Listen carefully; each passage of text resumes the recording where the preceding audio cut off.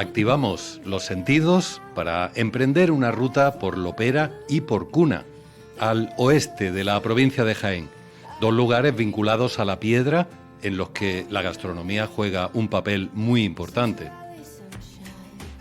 Nos aguarda un camino de conocimiento, actividades y sensaciones marcado por la piedra y su historia, por los sonidos del cincel y el martillo, con los que practicaremos en una cantera, y por los platos típicos de esta tierra.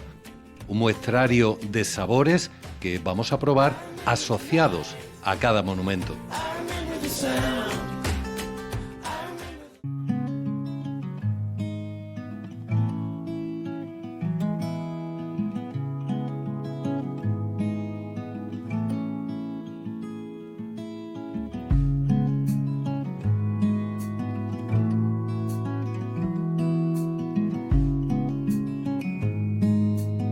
Nuestro viaje arranca en Porcuna, directamente en el sitio donde empieza la historia de sus edificios, en la cantera donde se extrae el material.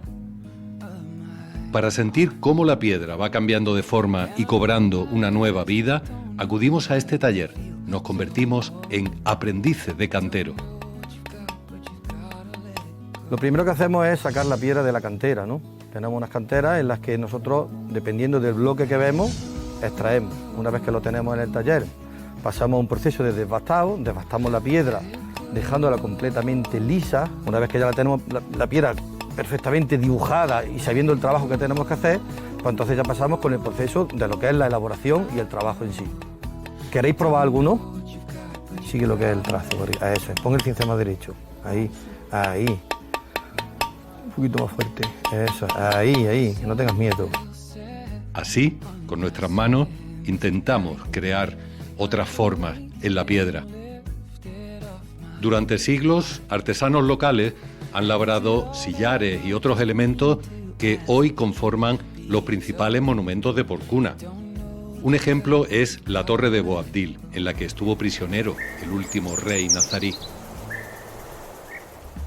De la misma época que la Torre de Boabdil, del siglo XV, es la receta del dulce gallina en leche, un pastel que hoy es distintivo de este pueblo.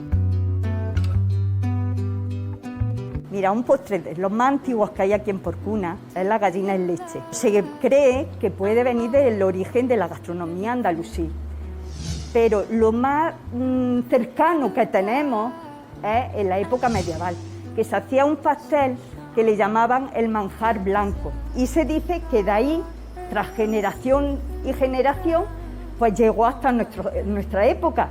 De mayores unos a otros han ido pasando la receta y es un manjar. Al llevar la almendra tiene un sabor muy característico porque es como el mazapán. Os pongo un poquito para que lo probéis.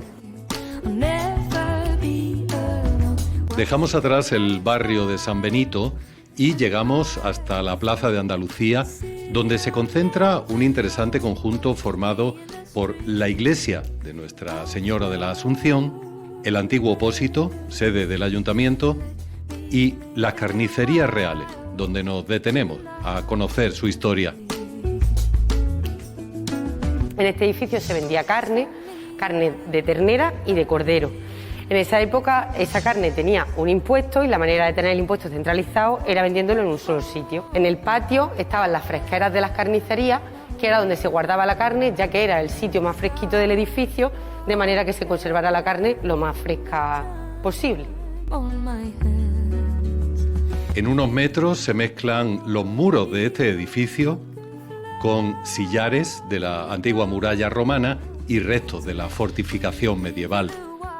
Desde las carnicerías reales avanzamos en nuestra ruta, interesados en ese hilo conductor que va engarzando historia y gastronomía. Precisamente uno de los productos básicos de esta zona era y sigue siendo la carne. Así que vamos a probar un aperitivo típico de Porcuna, relleno de carne y extremadamente delicado, los violetes. Los violetes son unos paquetitos de carne condimentada. Lo más interesante de ellos es que van metidos en una oblea hidratada en leche. Se empanan, se fríen en aceite de oliva virgen extra Cuando lo echas en el adobe, empiezas a freírlo, se hinchan estos paquetitos como si volaran, como si volaran. Esa sutileza es la que más define al violete. Se puede hacer una cosa sencilla y al mismo tiempo ser muy, muy, muy atractiva. En nuestro recorrido por las calles de Porcuna, atravesamos los jardines del Paseo de Jesús, buscando uno de sus principales atractivos, la Casa de la Piedra. Cruzamos sus puertas líticas y vamos directamente a la parte más baja, donde el sonido del agua nos guía hasta el aljibe. La Casa de la Piedra se construyó entre 1931 y 1960 por Antonio Aguilera Rueda, cantero y marmolista de profesión. La particularidad de esta casa es que todos los elementos están construidos en piedra, incluso algunos elementos que se construyen con otro tipo de material, él los construyó en piedra, como se puede ver en la Sala del Toldo, que él emuló un toldo y le hizo hasta un roto para que fuera lo más parecido posible a un toldo de tela. En esta casa, hasta el último detalle está labrado con cincel y martillo.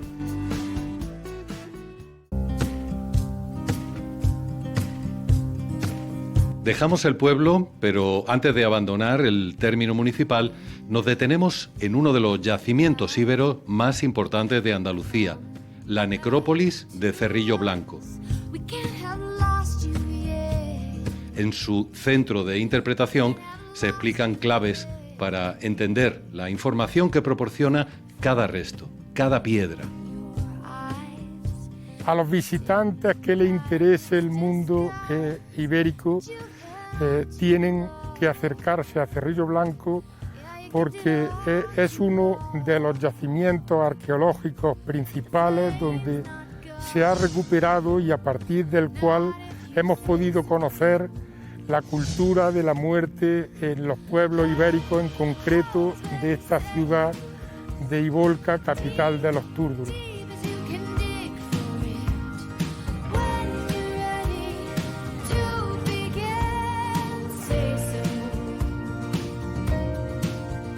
Seguimos nuestro viaje en sentido oeste y entre suaves lomas de olivares localizamos Lopera. Ya en el pueblo se imponen los tonos dorados de la arenisca. De un primer vistazo observamos la piedra hábilmente labrada en los edificios principales, como la iglesia de la Inmaculada Concepción, un ejemplo de gótico tardío y cuya fachada, orientada al este, brilla a la luz del sol. En este entorno de plazuelas que se suceden, el viajero puede encontrar una diversa oferta de alojamiento que permite seguir divisando y disfrutando del esplendor de la piedra en el casco histórico. Y que, como en esta antigua casona, conserva a su vez el legado de la piedra en el brocal del Pozo. Estamos en el casco antiguo de Lopera, conocido este barrio como el Pozo Nuevo. Entonces, esta casa era de muleros. Los techos son muy altos y muy espaciosos porque las bestias entraban, no tenía puerta falsa y entraban aquí a los establos. El Pozo Nuevo se dice porque antiguamente la gente venía a las casas como esta, que tenían el agua dulce y venían a abastecerse con cántaros o con cubos. Desde estos balcones, como ocurre en muchas casas del entorno, se contempla una preciosa vista de los torreones del cercano castillo. Visitaremos el castillo, pero no vamos a ir desde aquí directamente, sino a través de otro edificio que linda con él, el antiguo pósito de trigo, conocido como la Casa de la Tercia. Nos encontramos en el pósito de la Villa de Lopera, que aquí popularmente lo conocemos como la Casa de la Tercia. Este edificio se levantó en el siglo XVI, aquí en mitad, en el centro del pueblo, y se ha estado utilizando pues, como almacén de trigo y de cebada durante muchísimos años, pero también, al ser un edificio que se compone de dos plantas, la planta baja se destinó y se empezó a utilizar como bodega. Lopera tiene sus propios sabores que están ligados a la tradición. Después de ver el lugar donde se almacenaba el trigo, vamos a conocer ahora una antigua receta que incluye este cereal básico como ingrediente principal. Os voy a explicar una receta muy antigua. Se llama de trigo pelado, su verdura, de su ajo, de su pimiento, de sus cosas y sus especies que se le echa siempre. Su comino, su colorante y después ya el trigo y su sofrito. Y ya se pone hasta que ya se ponga tierno. El trigo hay que pelarlo en una teja, darle con la mano hasta que se pone blanquito, blanquito. Y que hierva, que se ponga térnico para ponerlo ya en la mesa y ya se sirven los platos. Ahora sí, nuestro viaje termina en el magnífico Castillo Calatravo. Accedemos a él por un pasadizo que conecta la Casa de la Tercia con la fortaleza. En este espacio es la piedra la que va marcando los distintos periodos históricos. Los muros del castillo se levantaron donde antes hubo una aldea musulmana y más tarde una iglesia cristiana.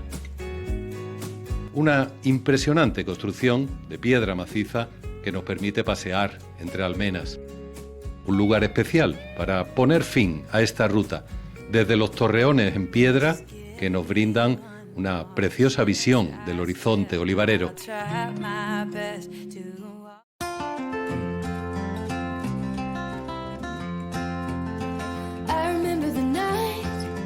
En este viaje, por la zona más occidental de la provincia de Jaén, nos hemos dejado guiar por la piedra, un elemento esencial en pueblos como Lopera y Porcuna. Hemos conocido el proceso desde la cantera hasta que se convierte en parte de la historia, en sus monumentos. Y por unos momentos se ha transformado en nuestras manos con la ayuda de un experto. La gastronomía también ha estado muy presente en platos únicos relacionados con las edificaciones más representativas. Una particular ruta sensorial de piedra y sabor.